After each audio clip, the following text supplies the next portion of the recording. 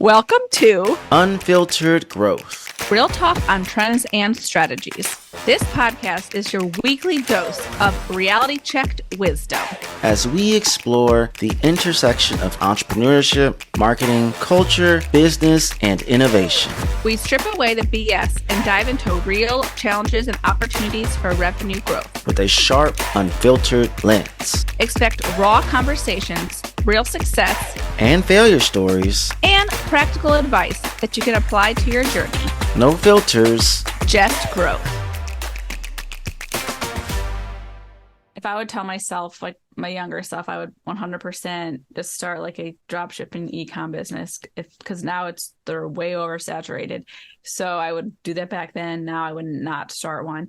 But in terms of, and I'm gonna like kind of change direction because we only have like 15 minutes, and I really want to kind of talk to you about, we talked about automation and we talked about different things, but how do you think that it can hurt an organization?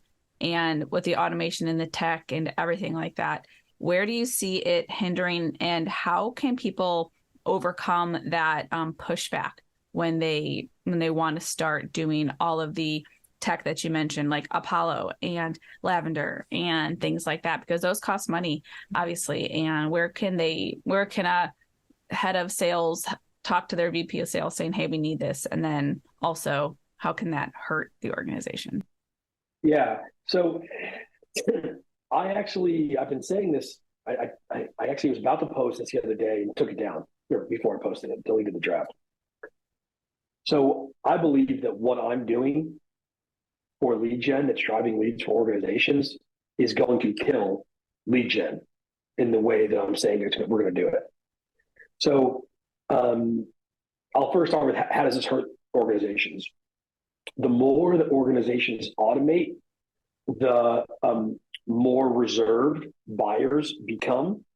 So realistically, when it's you could walk into a department store 50 years ago and say, hello, my name is Bob and I'm selling briefcases, right? Everyone's like, that's cool. That never happens that often. But if there was some automatic way where they hired 400 people in Times Square to do that, within a week, they'd say, no soliciting. You can't do it, right? So we're seeing that happen over time. Emails are cool, but now everybody's getting a little smarter about, is it real? Is it not real? People were like, oh, video. And then like everyone's like, video, we know if it's video, maybe it's fake.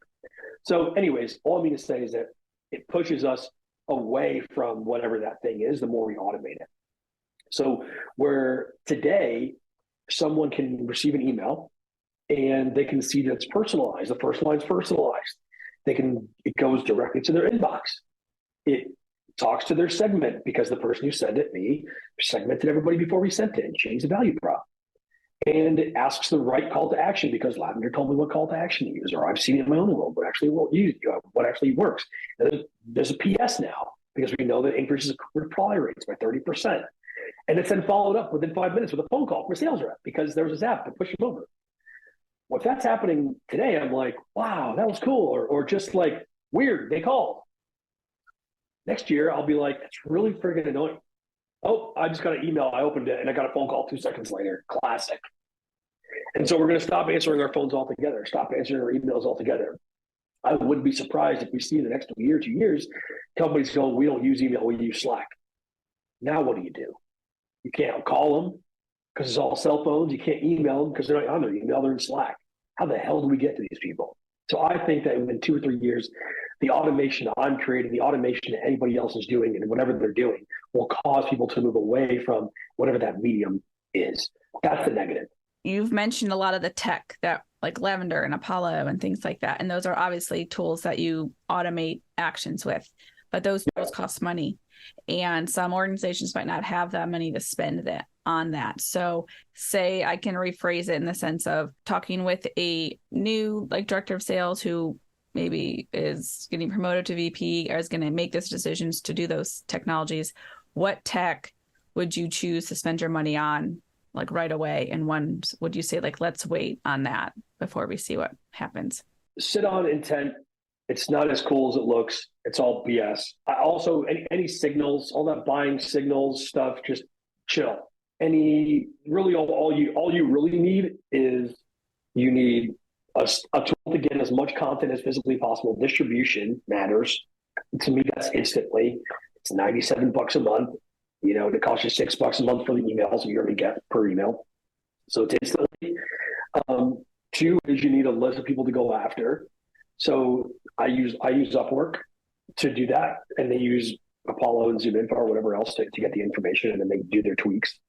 So that's my hack, which is everybody that planets using Zoom. But when you're a sales lobster, pick a company, huge company that's doing sales, they don't have the ability to say, oh, let's take this list of 50 million people and make it look different so everybody who receives the email sees it looking different. They can't do that.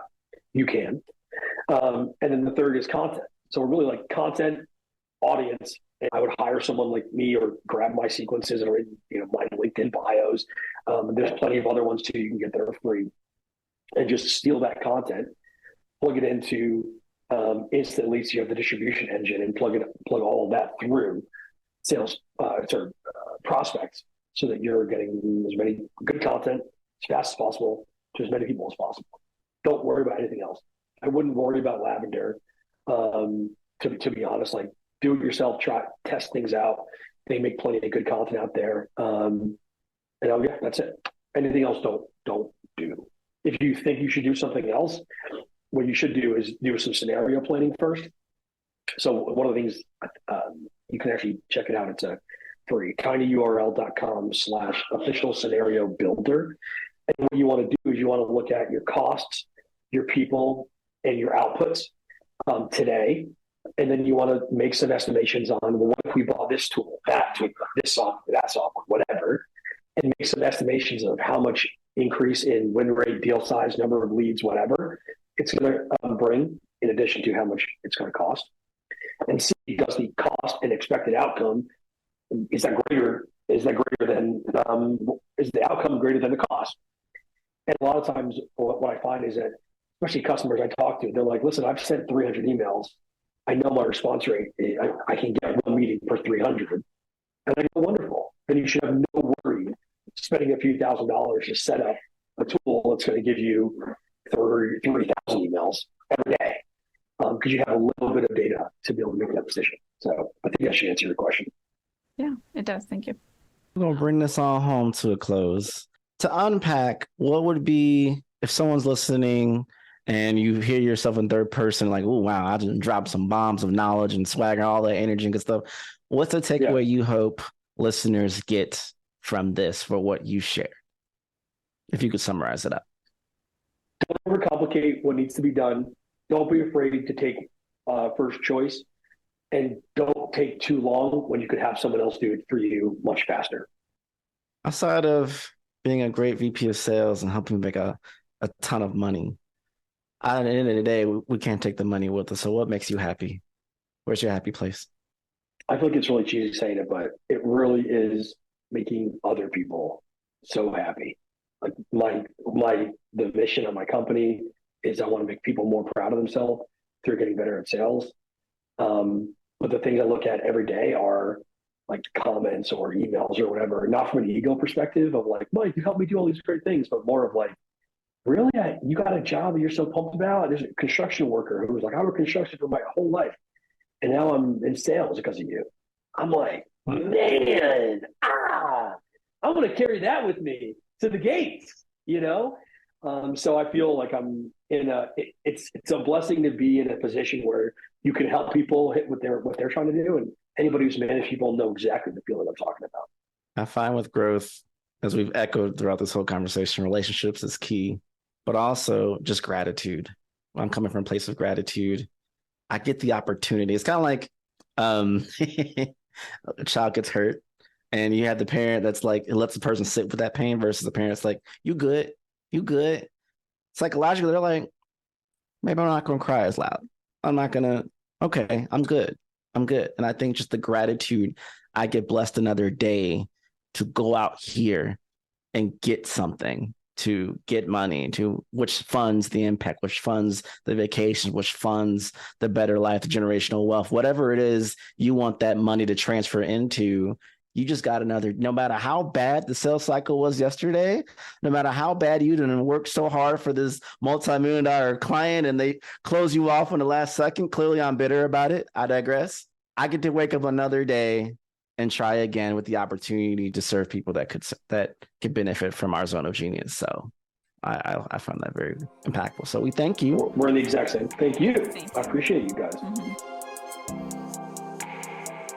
And that wraps up another episode of Unfiltered Growth. Make sure you subscribe, rate, with 5 stars, and leave us a review.